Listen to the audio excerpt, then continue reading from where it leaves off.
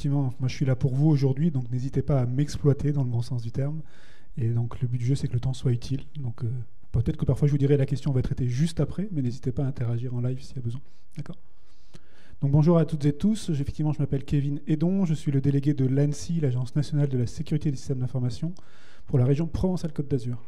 Dans le temps que l'on va prendre ensemble, et pour démarrer finalement cette séquence avant les tables rondes, je vais vous proposer effectivement de parler d'informatique en nuage, je l'aurais dit une fois en français, donc de cloud. Et je vais peut-être revenir un peu aux bases, mais pour être sûr qu'on a les mêmes bases.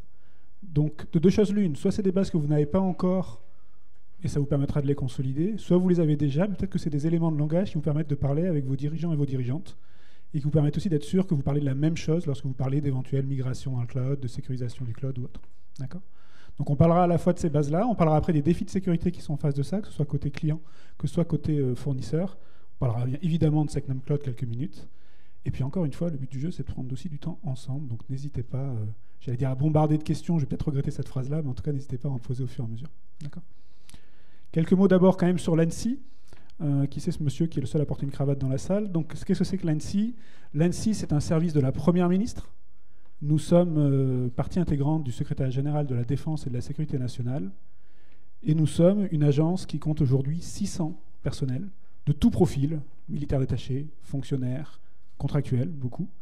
Des gens qui sont issus du privé, qui sont venus dans le public, des gens qui ont commencé dans le public, qui sont partis dans le privé, qui sont venus dans le public, des gens qui ont fait à peu près toute leur carrière d'un côté ou de l'autre.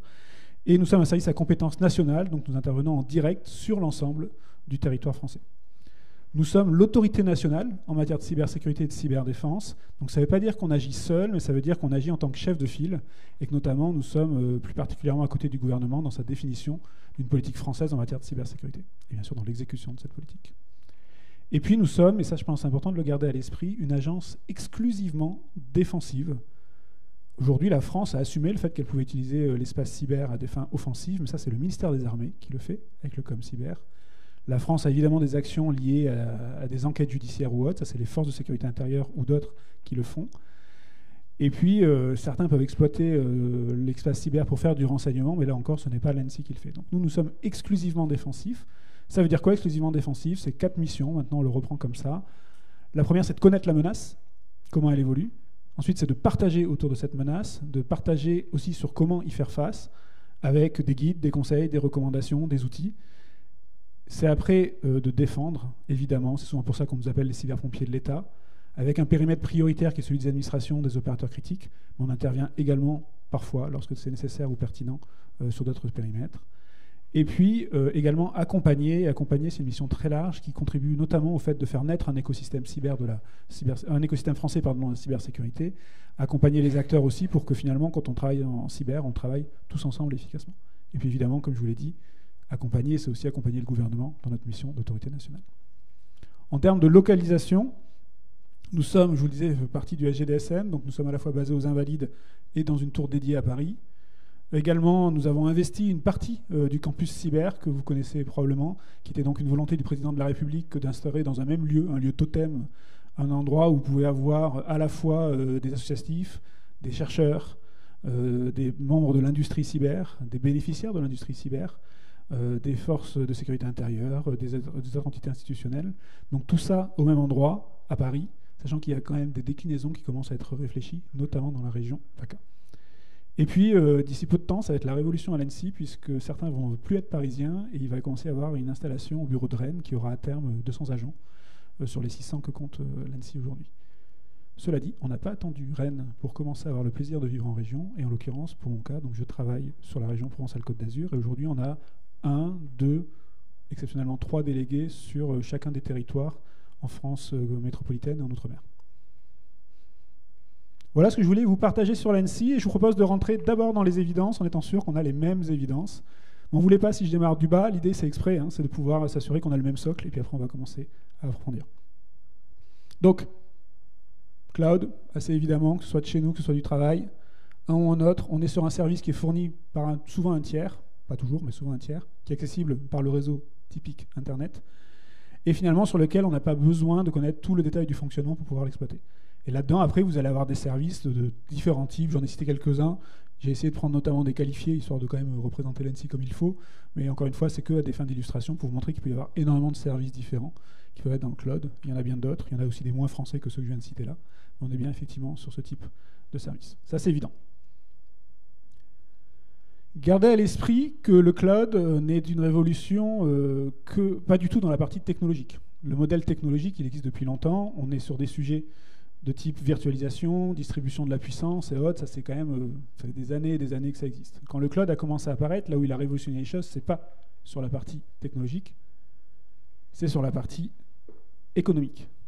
Avec l'idée de dire qu'on a des capacités qui peuvent être évolutives dans le temps, qu'on peut mutualiser aussi, avec l'idée de dire que finalement, on va arrêter de parler du produit, on va plutôt parler du service qu'on est en train de vous rendre. Et puis, le fait de dire qu'à un moment donné, vous allez payer pour ce que vous consommez, même si certains se sont rendus compte qu'ils consommaient quand même beaucoup plus que ce qu'ils avaient prévu au départ. Hein. Donc, ils ont payé beaucoup plus que ce qu'ils avaient prévu aussi au départ. Mais on est bien effectivement dans une logique de consommation, de paiement, de facturation sur la consommation, sur l'usage.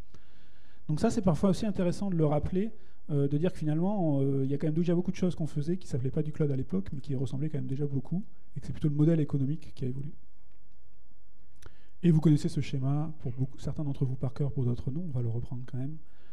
En fait, il n'y a pas un cloud, il n'y a pas un modèle d'informatique à nuage. Il y en a plein, et une des variables, c'est justement jusqu'à quelle profondeur on donne la main au prestataire qui va héberger ce service. Et c'est là où vous allez entendre parler déjà des premières séparations entre le IaaS, le PaaS, le SaaS, et après il y a des choses un peu plus subtiles au milieu, mais grosso modo, c'est les grandes lignes.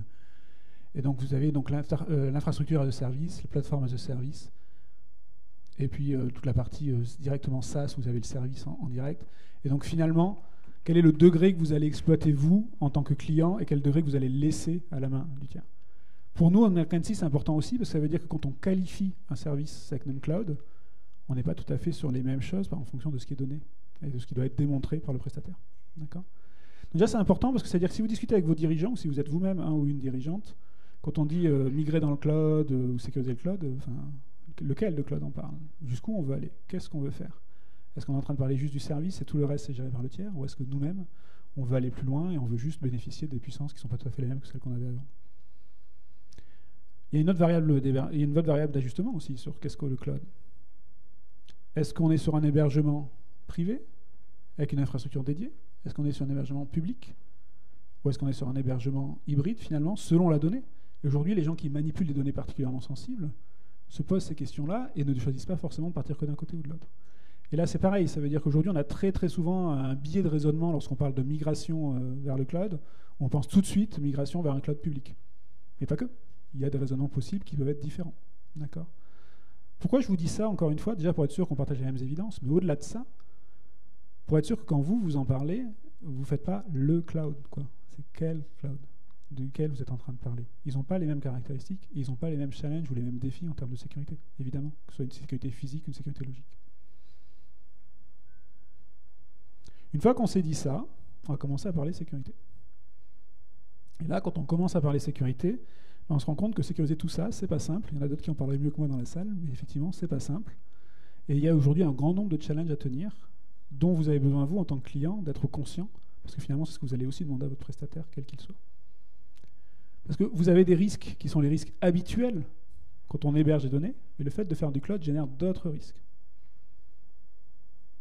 Déjà, vous avez des clients distincts, qui ont potentiellement des besoins de sécurité distincts, mais qui sont sur une infrastructure relativement mutualisée. Comment je gère ça ? Qu'est-ce que je fais ?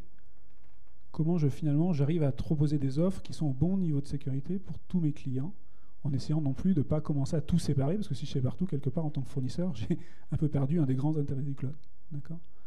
Donc ça veut dire que vous, en tant que client, vous avez un enjeu aussi, c'est de vous assurer que votre niveau de sécurité correspond à votre besoin, ou que le package qui vous est proposé correspond à ce dont vous avez besoin, malgré le fait qu'il soit partagé avec d'autres clients. Vous avez des sujets de cloisonnement qui ne sont pas simples. Finalement, quand on est sur des infrastructures mutualisées, on note comment on cloisonne tout ça, comment on s'assure que ça ne rebondit pas de gauche à droite. D'accord ? Je le dis de manière un peu triviale exprès, mais juste pour garder à l'esprit que c'est un sujet que vous allez rencontrer. Qu'est-ce qui se passe lorsque le cloud, on libère l'espace, on le réalloue à quelqu'un d'autre ? Comment on est sûr que nos données, notamment celles qui sont particulièrement sensibles, ne vont pas aller être perçues par quelqu'un d'autre ou être accessibles dans une mémoire, entre guillemets, j'allais dire morte, non, le terme informatique n'est pas correct, mais une mémoire qui n'est plus allouée. D'accord ? Et donc comment on fait ça ? Et puis, et c'est là où on arrive sur le cœur des sujets que l'on rencontre avec beaucoup d'attaques, en fait, finalement. Finalement, on a des interfaces d'administration, au moins pour les clients, qui sont évidemment exposés souvent sur Internet, pas toujours, hein, c'est pas une obligation, ils sont souvent exposés sur Internet, et avec de nombreux utilisateurs. Et donc là, vous arrivez sur des premiers sujets, et notamment si vous avez suivi les annonces, enfin plutôt les conseils qu'avait produit l'ANSSI lorsque la situation internationale a commencé à s'aggraver, notamment en Ukraine, il y a eu des mesures d'urgence qui étaient recommandées, et une des mesures d'urgence, c'était de bien sécuriser les accès administrateurs accessibles de l'extérieur, comme beaucoup en fait finalement, et notamment sur le cloud. Et notamment privilégier des systèmes à authentification forte ou double facteur pour pouvoir commencer à se protéger de cette exposition d'interface et d'accès hyper privilégiés sur Internet. Ça, c'est des sujets auxquels il faut faire particulièrement attention. Et puis, au-delà de la technique, il y a toutes les autres joyeusetés, et toutes les autres joyeusetés, c'est notamment le fait d'être soumis à des tonnes, pour un fournisseur, de contraintes réglementaires, juridiques, voire contractuelles.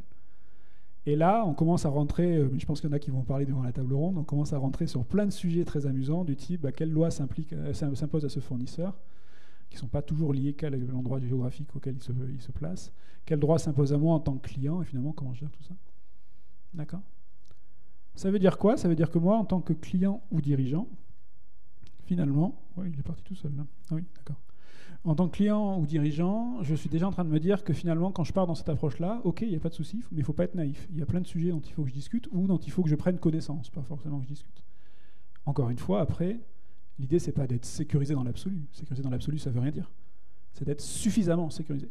Donc à vous de vous poser le bon degré de question. Selon ce que vous hébergez dans le cloud, n'allez pas commencer à y passer des siècles si finalement l'enjeu en termes de confidentialité ou de dispo est relativement léger. Mais vous avez quand même des sujets de ce type-là à garder à l'esprit. Et là encore, c'est le sujet du fournisseur. Je vous parlerai des votes juste après. Et finalement, alors, je les montre juste pour montrer les casse-têtes qui se posent à ceux qui gèrent du cloud, notamment ceux qui se proposent à avoir la qualification SecNum Cloud. Ça, c'est typiquement le genre de section qui existe dans SecNum Cloud et qui disent tiens, en fait, il faut que vous pensiez à tout ça, côté fournisseur. D'accord ? Alors pourquoi je vous parle de ça aussi ? C'est parce que parfois, vous ne voulez peut-être pas forcément partir sur du SecNum Cloud, mais vous pouvez quand même vous dire que les sujets qui sont dans le référentiel SecNum Cloud peuvent être exploités pour poser les bonnes questions à vos fournisseurs. Finalement, vous n'avez peut-être pas besoin qu'ils soient qualifiés, mais ça serait bien de savoir ce qu'il fait sur ces grandes catégories, quoi. Donc les référentiels de l'ANSSI, parfois, ils servent aussi à ça. À se dire, ok, je ne cherche pas quelqu'un qui est labellisé, mais par contre, les questions qui sont dedans, c'est des bonnes questions, je vais les réexploiter. On a la même sur les côtés prestataires de réponse à incidents ou prestataires de détection d'incidents, où il y a parfois des gens qui me disent, mais est-ce que moi, je suis obligé de prendre un PRIS ? Ça dépend. Mais typiquement, si vous êtes un OSE et vous regardez la réglementation, on ne vous oblige pas, un opérateur de service essentiel, on ne vous oblige pas à prendre un PRIS. Mais on vous dit qu'il faudrait que la prestation s'appuie sur le référentiel. Là, c'est un peu pareil. C'est-à-dire qu'à un moment, vous avez des éléments qui vous permettent de pouvoir après se dire tiens, ça c'est les bonnes questions, c'est pas la peine de réinventer la roue lorsque je vais aller challenger mon fournisseur. Ça va ? Alors, une fois qu'on s'est dit ça, côté client, qu'est-ce qu'il en est ? Parce que lorsqu'on migre dans le cloud, on recherche certains bénéfices. Grosso modo, ce qui est en train de s'afficher là. Il y en a probablement d'autres. Est-ce qu'il y a des bénéfices qui manquent là par rapport à ce que vous voyez, vous, de la migration vers le cloud ? N'hésitez pas. Localisation des données, ok. Est-ce que c'est un bénéfice dans le cloud de localiser les données différemment ? Pour pouvoir les rendre plus accessibles plus rapidement, par exemple, des choses comme ça ? Ah oui. D'accord. D'accord. Et donc, effectivement, utiliser des offres cloud pour pouvoir satisfaire à l'obligation. D'accord, ça va.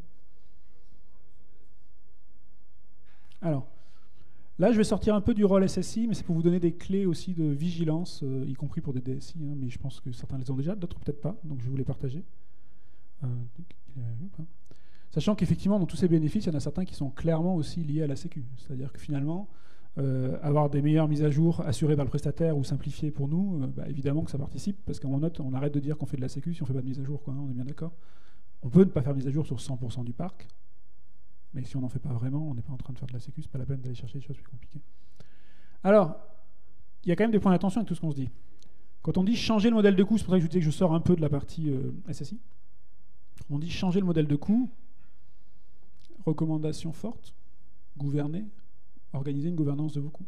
C'est-à-dire qu'aujourd'hui, je connais encore trop de boîtes, d'entreprises, qui se sont dit je vais dans le cloud pour réduire les coûts, mais qui n'ont pas vraiment mis de structure en face, et puis qui se sont rendus compte que finalement, elles consommaient encore plus qu'avant, ou qu'elle laissait ouverte aussi, parce que parfois il y a ça, hein, on laisse ouvert des API et puis on oublie qu'on n'en a plus besoin, ou alors on aimerait bien les exploiter différemment. Et donc on a un problème de gouvernance, d'accord ? Donc il faut vraiment absolument imaginer que si vous voulez tirer ce type de bénéfice sur le cloud, il y a probablement besoin d'avoir une gouvernance de votre cloud, de ses usages et de ses coûts. Et après, ça peut vous faire rentrer dans un cercle vertueux, mais très souvent on oublie de mettre en place cette gouvernance, et du coup on rentre dans un cercle qui est beaucoup moins vertueux et qui peut très vite coûter très cher. Effectivement, cloud, accessible encore plus anywhere, ok. Quels accès, quels droits sont mis en face? Et aujourd'hui, ça reste un des sujets principaux au niveau de l'ANSSI, de dire qu'aujourd'hui, la gestion des droits sur les services ouverts sur Internet est très clairement à travailler. Il y a déjà le quotient de double facteur, mais il y a aussi la question des droits. Et quand vous êtes sur des services qui sont beaucoup plus exposés sur Internet, se faire l'économie des droits qu'il y a derrière, c'est juste irresponsable. Pourquoi? Parce que le jour où le compte se fait, j'allais dire se fait poney, mais se fait avoir, se fait pirater, si vous avez mal géré vos droits, mais la contagion, elle est immédiate. Donc évidemment qu'il y a ce sujet à traiter aussi. Et donc j'allais dire, c'est encore plus vrai sur des services que vous exposez en dehors de votre système d'information habituel. Réduire le time to market, ouais. C'est vrai, ça permet de développer des choses très très vite. La question, c'est est-ce que ça permet de développer des choses sécurisées très très vite? Ça, c'est une vraie question. Et en fait, oui, il y a des réponses. Pour le coup, d'autres en parleraient mieux que moi, mais des réponses, c'est quoi? C'est d'avoir des modèles, des templates qui permettent aux développeurs de s'appuyer sur des choses qui ont déjà été validées par vos équipes sécurité et qui permettent de se dire, finalement, selon le type de service, selon le type de données que j'héberge, selon le type de processus, selon l'exposition ou les risques contractuels que j'ai, finalement, je vais choisir le modèle X ou Y, et du coup, je vais pouvoir partir sur une infrastructure qui a la base de sécurité nécessaire. Le très grand danger, c'est le libre service sans modèle. Un libre service sans modèle, ça veut dire soit vous réinventez la sécurité à chaque fois, moi je vais vous dire chiche, soit en fait il n'y a plus de sécurité au bout de la 3e fois, quoi. Donc avoir des modèles de sécurité sur le cloud, c'est probablement un des éléments de base qui vous permet après effectivement de réduire le time to market, mais parce que justement vous avez réussi à avoir une sécurité qui est proposée en fonction des besoins. Et ça, aujourd'hui, la plupart des fournisseurs, lorsque vous êtes sur de l'infrastructure de service, par exemple, ou plateforme, vous permettent de pouvoir faire ce genre de travaux maintenant. Simplifier l'administration et les mises à jour. Oui, il y aura des mises à jour, oui. Enfin, surtout si vous l'avez précisé que c'était important pour vous. Parce qu'aujourd'hui, ce que je vois, alors pas toujours avec les très grands acteurs, mais ce qu'on voit aussi, c'est qu'entre ce que le client attend comme service de mise à jour et ce que le fournisseur réalise, il y a des fois un hiatus. Je dis bien, ça dépend. Hein. Mais vous, en tant que client, vous avez besoin, en note, de vous assurer que les services que vous attendez sont correctement mis à jour. Et donc ça, c'est des choses qu'il faut expliciter ou au moins vérifier. Partir du principe que ça sera fait comme prévu parce que c'est un fournisseur professionnel, c'est parfois un tout petit peu joueur. Pas toujours, mais parfois. Donc après, vous jouez comme vous voulez, hein, mais il y a probablement moyen de faire un peu mieux. Alors après, il y a le sujet de faire un saut technologique. C'est-à-dire finalement, c'est vrai que quand on migre dans le cloud, on est aussi capable de pouvoir commencer à bénéficier de services ou de fonctionnalités d'infra ou d'IT de manière générale qui sont bien plus élevées que ce qu'on avait jusqu'ici, historiquement. Yes, une question. Vous avez quand même des compétences présentes? Alors, je ne suis pas en train de dire qu'il faut dupliquer toutes les compétences de votre fournisseur cloud chez vous, autrement on commence à perdre un sacré intérêt. Mais par contre, comment vous maîtrisez un minimum la compréhension de la technologie que vous exploitez?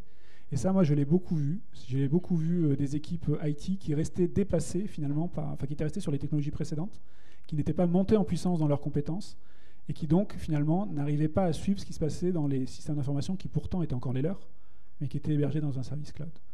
Donc, à mon note, ça ne veut pas dire qu'il faut remplacer l'équipe et en prendre d'autres, hein, c'est pas ça que je suis en train de dire, mais prévoir la montée en puissance, la montée en compétences pour savoir traiter les concepts qui sont derrière. Quand on commence à se poser la question, l'annuaire maintenant il est dans le cloud, qu'est-ce que j'en fais, comment je le traite, ou des choses comme ça, il y a besoin à mon note d'avoir des réflexions qui s'appuient sur des vraies compétences, ça ne se fait pas au hasard. Et ça doit s'intégrer aussi dans votre réflexion, je pense, de ça veut dire quoi, migrer vers du cloud ou maintenir du cloud, parce que souvent la migration vous l'avez déjà faite maintenant, donc c'est comment s'assurer que vous avez le bon niveau par rapport à ça. Souvent on se dit le cloud ça permet d'être plus résilient. Ouais, oui, ça permet d'être plus résilient, c'est vrai. Par contre, ça se teste quand même, hein, le fait d'être plus résilient. Qu'est-ce que ça veut dire aujourd'hui? Est-ce que si ça coupe, comment vous faites? Est-ce que vous avez prévu le coup? On note si votre fournisseur cloud s'arrête, ça peut arriver malgré tout. Comment vous gérez cette situation-là? Est-ce que vous pouvez dire que vous avez partagé le risque? Je ne sais pas si vous avez remarqué d'ailleurs, hein, dans l'ISO 27001, ils disent plus transférer le risque. On ne transfère plus jamais le risque maintenant, on le partage. Pourquoi? Parce que ce soit l'assurance, on en parlera tout à l'heure, ou que ce soit le fournisseur ou l'hébergeur, même si vous l'avez partagé avec lui, ça reste quand même votre risque, c'est quand même votre service qui va s'arrêter à un moment ou à un autre. Hein. Donc c'est quand même vous qui allez être dans la grouille à un moment ou à un autre. Donc effectivement, on ne fait que partager le risque. Et effectivement, se dire qu'en note, on se prépare et on a vérifié ce que ça pouvait donner. Quand vous avez toute votre messagerie qui est dans le cloud, quand vous avez l'hébergement de vos fonctionnalités clés ou commerciales qui sont dans le cloud, être prêt à ça, enfin, pas faire une confiance avec. Je ne suis pas en train de dire qu'il faut se méfier, hein, c'est pas du tout ce que je suis en train de dire. Mais ne pas faire une confiance avec. Vous n'avez fait que partager le risque, vous ne l'avez pas transféré. Donc il faut le préparer. Et en parlant de risque, parfois le risque il se réalise, et du coup on est sur un problème, il y a une situation qui arrive. Qu'est-ce qui est prévu dans le contrat? Qu'est-ce qui est prévu dans le rétablissement? Et tout ça, on est quand même vachement plus intelligent quand on y réfléchit avant que quand on est en train d'y réfléchir pendant. C'est-à-dire ouvrir le contrat au moment où ça commence à partir en live, c'est quand même très très compliqué. Enfin, on parle souvent du fait que externaliser son IT, c'est un avantage en soi, en tout cas certains le considèrent comme ça. Ok, alors déjà premièrement, je ne connais aucune entreprise qui a totalement externalisé son IT, donc il faut probablement encore continuer d'avoir ses compétences internes. Et puis surtout, mais je pense que c'est le mot-clé que maintenant vous commencez à ne plus oublier, c'est quoi la réversibilité? Qu'est-ce qui se passe si vous voulez changer de fournisseur?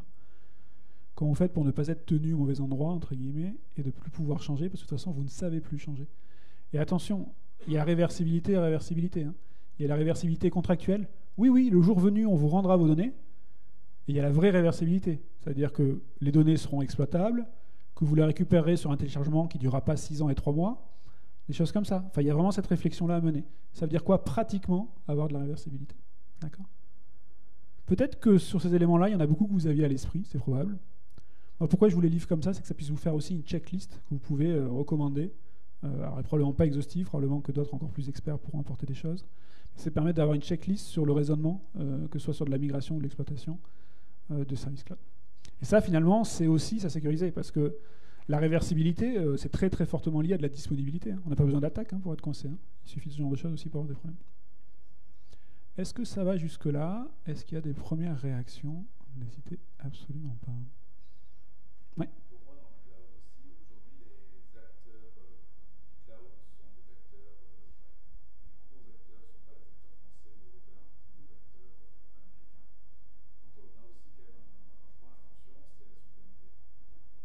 Si demain on a un train de deux encore plus compétitif, encore plus extrémiste que celui qu'on a aujourd'hui, qu'est-ce qui va faire qu'on va toujours avoir accès aux données, que les prix vont pas exploser, On a déjà la problématique, la Commission européenne a déjà vendu toutes les données des Européens aux Américains, donc c'est pas Trump, c'est la Commission européenne qui vient de le faire, donc on n'a rien pu faire.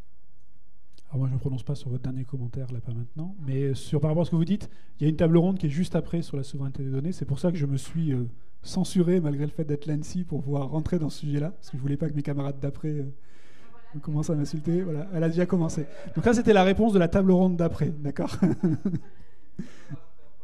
Oui, vas-y. Ouais. Oui.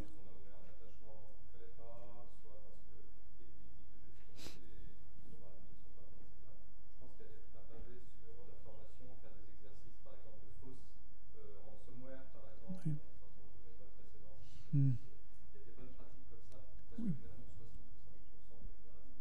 Oui. Alors, effectivement, là, moi, je me focalise sur l'informatique en nuage aujourd'hui, sur le cloud, je le dis 2 fois en français, sur le cloud aujourd'hui.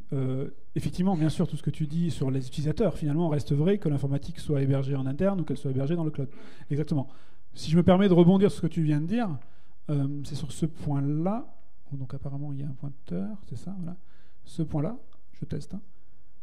Le fait de dire qu'en note aujourd'hui, souvent, il y a une migration qui se fait, technologique, mais les administrateurs et administratrices, potentiellement, n'ont pas migré non plus, quoi. C'est-à-dire que leur compétence n'a pas forcément évolué. Et finalement, ils traitent parfois à l'ancienne, sans péjoratif du tout, mais à l'ancienne, dans le sens comme avant, des technologies qui pourtant ne se gèrent plus de la même manière, sont plus exposées aux mêmes risques ou ne nécessitent pas les mêmes choses. Et donc oui, il y a, au-delà de la formation utilisateur que tu citais là, mais qui est un peu en dehors de ce que je disais là, il y a clairement un enjeu très fort de former les personnes qui vont soit administrer, soit contrôler que l'administration a été correcte par le prestataire. Et ça, c'est un sujet qu'on néglige trop fortement, parce qu'effectivement, du coup, on se retrouve à faire un peu de l'apprenti sorcier ou du feeling en disant bah, tiens, ça doit être comme ça, je pense que c'est ça. Et moi, j'adore tester aussi, hein, mais quand on teste avec l'environnement de prod où on fait tout le chiffre d'affaires de la boîte, adorez tester ce que vous voulez, mais moi, ça, c'est pas là où je préfère le plus tester, quoi. D'accord. Et en tout cas, j'ai pas envie que quelqu'un d'autre me montre que je me suis trompé à ce moment-là. Du coup, donc, Ça veut dire que si vous êtes dans une équipe IT ou une équipe sécurité et que vous parlez d'une migration cloud ou des choses comme ça, ou d'élargir la migration vers le cloud, quelques recommandations. La première, c'est de dire, au fait, vous parlez de cloud, mais c'est quoi le cloud, quoi? Est-ce qu'on est bien d'accord qu'on est en train de parler de celui-là, d'hébergement? Est-ce qu'on est bien d'accord qu'on est en train de parler de ce type? Et voilà les conséquences qu'il y a pour vous en tant que client ou en tant que bénéficiaire, en tant qu'usager. Donc partagez la compréhension. Ne vous laissez pas berner par le mot le cloud, quoi. De gros piège. Parce que le raisonnement n'est pas du tout le même si vous parlez d'un PaaS, d'un SaaS, d'un IaaS ou si vous parlez d'un hébergement public ou d'un hébergement privé. Je suis lourd sur ce sujet-là, mais en fait, c'est tellement trompeur. Muriel, je ne sais pas comment je dois prendre le fait que tu hoches la tête au moment où je dis je suis lourd, mais on va dire que c'était sur l'idée générale, que tu étais d'accord. D'accord, merci beaucoup. Ça va, vous m'avez sauvé la journée, merci beaucoup.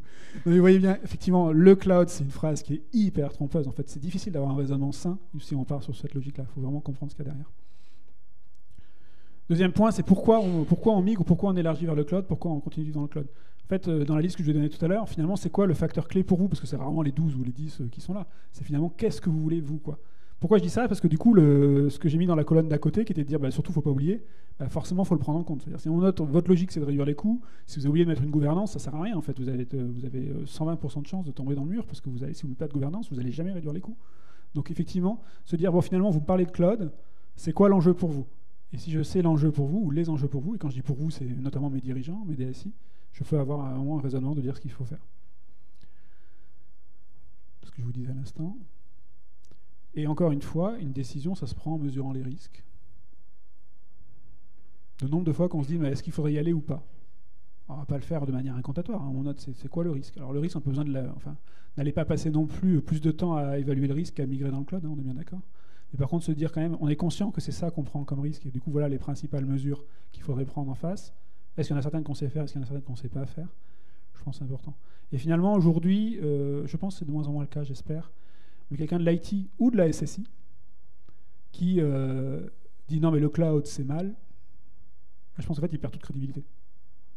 Par contre, qui disent il y a des risques qui sont liés à ce type de cloud, je suis encore un peu plus lourd, à ce type de cloud, et donc il faut y réfléchir, et voilà les contre-mesures possibles, et voilà les risques résiduels qu'on est prêt à assumer, oui ou non, là, il perd pas de crédibilité, au contraire, il est en train d'assumer sa position de conseil auprès des instances dirigeantes.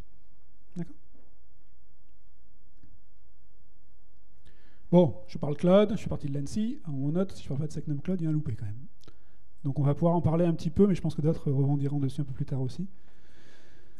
Parce que on note pourquoi on a fait cette qualification, pourquoi on a mis en place ce process. Parce que finalement, tout ce que je viens de vous raconter, on est quand même en train de parler d'offres intégrées.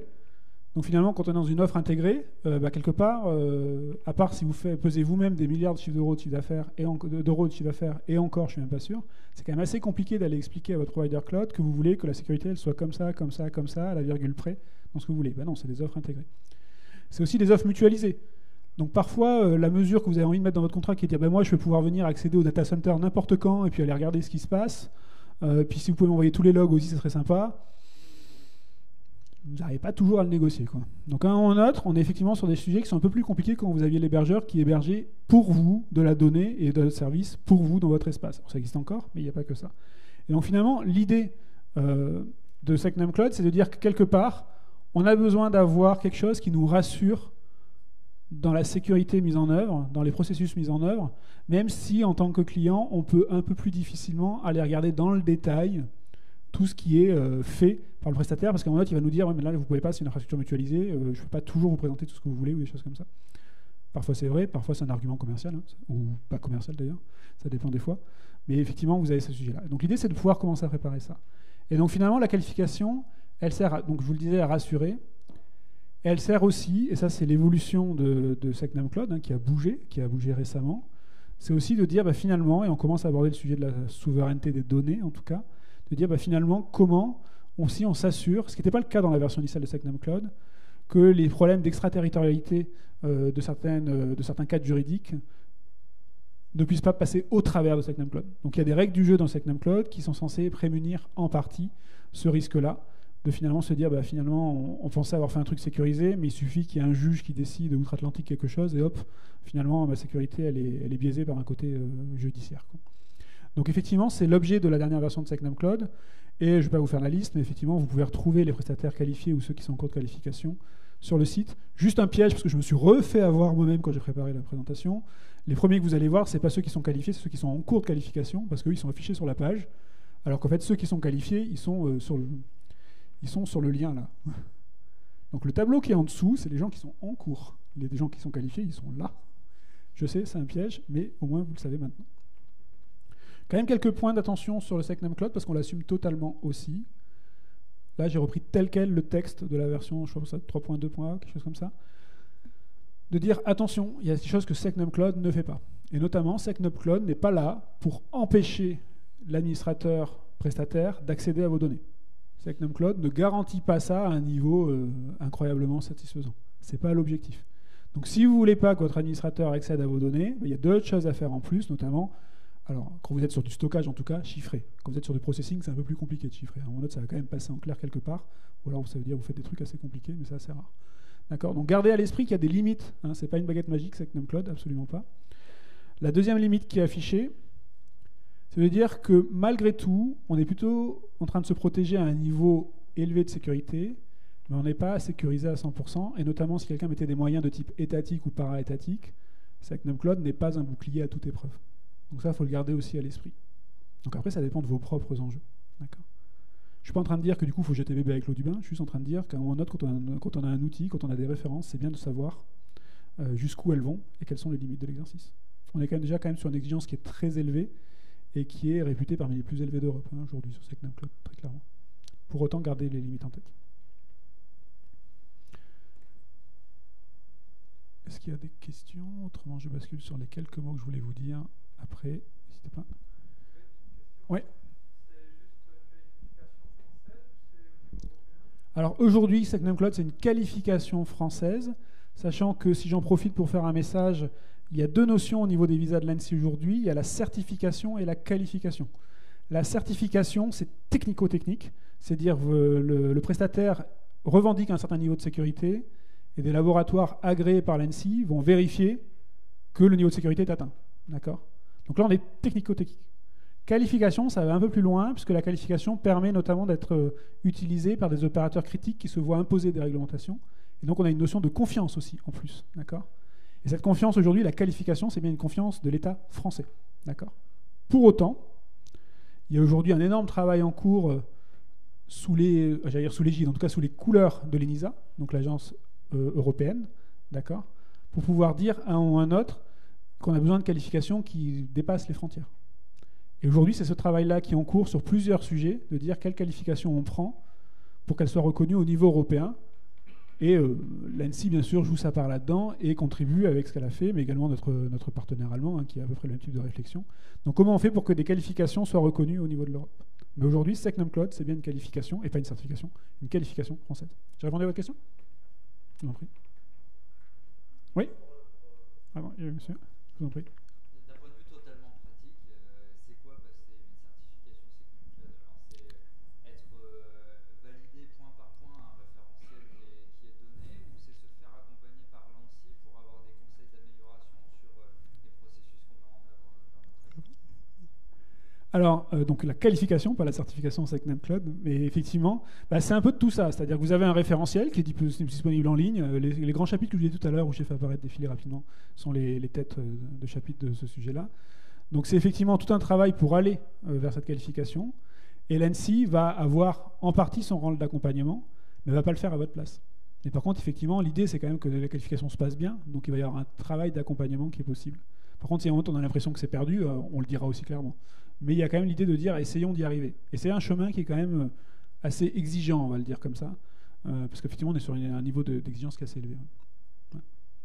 Ouais. Attendez, du coup il y avait monsieur, c'est bon, j'ai ma file d'attente là, c'est bon.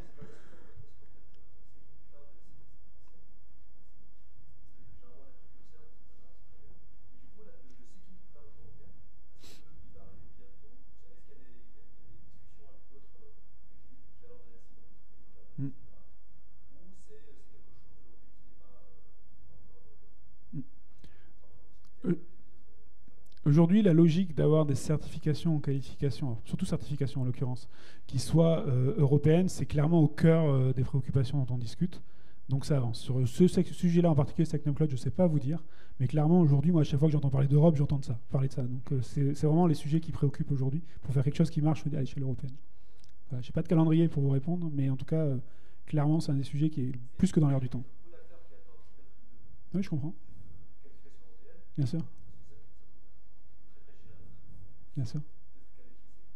Je comprends. C'est ça. Là, je peux vous dire que c'est uniquement que c'est très fortement dans l'air du temps, mais je n'ai pas plus d'éléments à vous donner maintenant. Là. Et donc, c'est par là.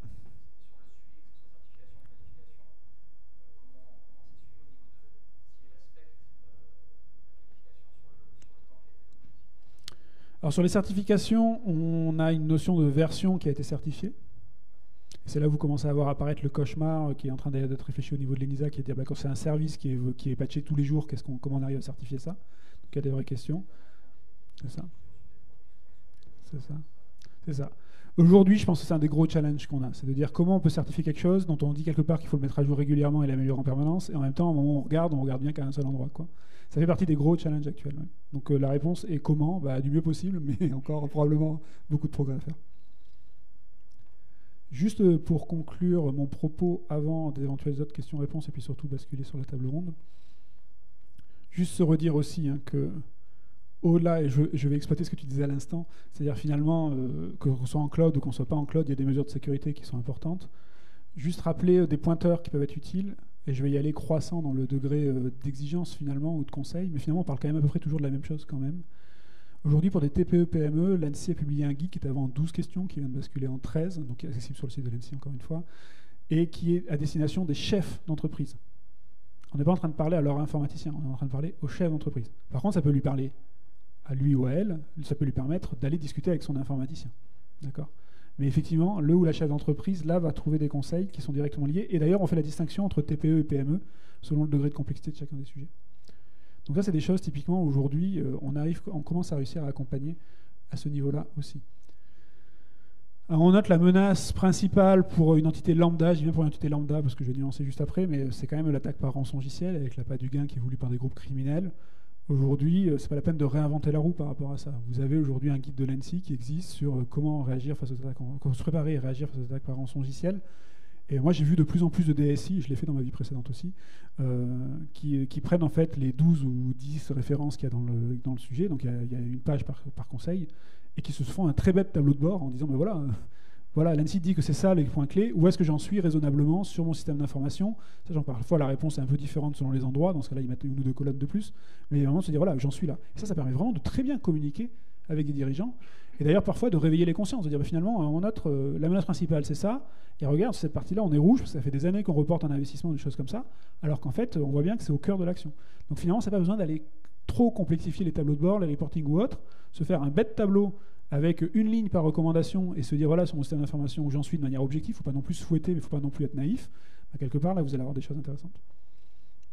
Par hasard, s'il est au milieu, évidemment, les 42 règles d'hygiène de l'ANSSI, qui là, pour le coup, vous permettent, encore une fois, avec un conseil par page, grosso modo, ou toutes les 2 pages d'avancer. En les lisant bien, moi j'ai vécu et j'ai eu mal pour elle une collectivité dont le DGS, qui s'est fait attaquer, qui a été victime, et dont le DGS me disait, en fait, moi, mon prestataire m'a dit, d'ailleurs c'était plutôt sur celui-là, c'était sur celui d'avant, mon prestataire m'a dit qu'on avait des sauvegardes. Par contre, ce qu'il n'avait pas lu dans la page, c'est qu'il fallait que les sauvegardes soient offline, quoi. Et donc effectivement, l'attaque a eu lieu et les sauvegardes ont fait partie du lot, quoi. Et ça fait mal, parce que en plus, le DGS, qui n'était pas un expert informatique, avait quand même pris le temps de vérifier que, mais effectivement, n'étant pas allé au bout du raisonnement. Donc c'est bien des sauvegardes hors ligne en l'occurrence. Donc 42 règles d'hygiène de l'ANSSI, puis après on peut commencer à jouer un peu plus. Il y a des recommandations pour les systèmes d'information essentiels, donc plutôt pour les opérateurs de services essentiels, ou pas. Si vous avez un service qui est critique pour votre entité, qu'elle soit publique ou qu'elle soit privée, qui est critique au point que vous vous dites qu'il faut investir de la sécurité dessus, bah quelque part ce guide-là peut aussi vous accompagner. Il n'y a pas besoin d'une réglementation pour se dire que c'est important et qu'on a envie de se protéger. Et puis, alors moi j'aime bien l'exhumer, ce guide. On voit d'ailleurs rien qu'à look qu'il n'est pas tout jeune, avec avoir la page de garde. Mais on note ce guide-là qui est vieux d'un paquet d'années, je crois qu'il doit dater de 2010 ou 2012. Il reste encore hyper applicable. Il a des conseils de base sur dire finalement quand je fais de l'infogérance, quand je demande à quelqu'un de infogérer mon système partiellement ou totalement, qu'est-ce que je peux lui demander, ce à quoi je peux vérifier.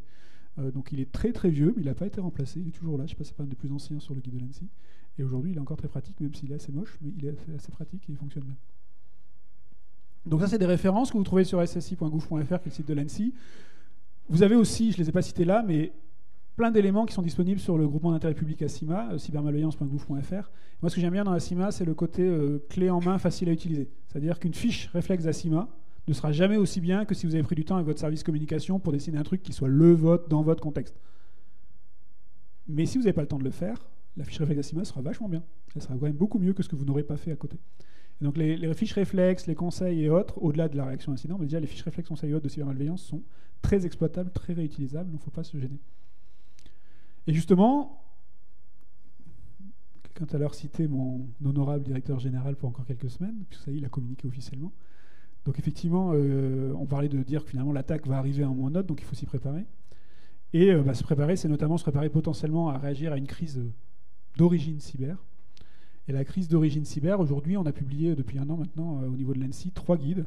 Un guide sur la crise d'origine cyber elle-même, un guide sur comment gérer la communication, parce que c'est un sujet en tant que tel, et un guide sur comment se préparer par rapport à une crise, donc comment on peut faire notamment des exercices de gestion de crise. Quelques messages clés par rapport à ça, je sors un petit peu du sujet du cloud, mais déjà vous avez entendu que j'ai dit une crise d'origine cyber. Je n'ai pas dit une crise cyber.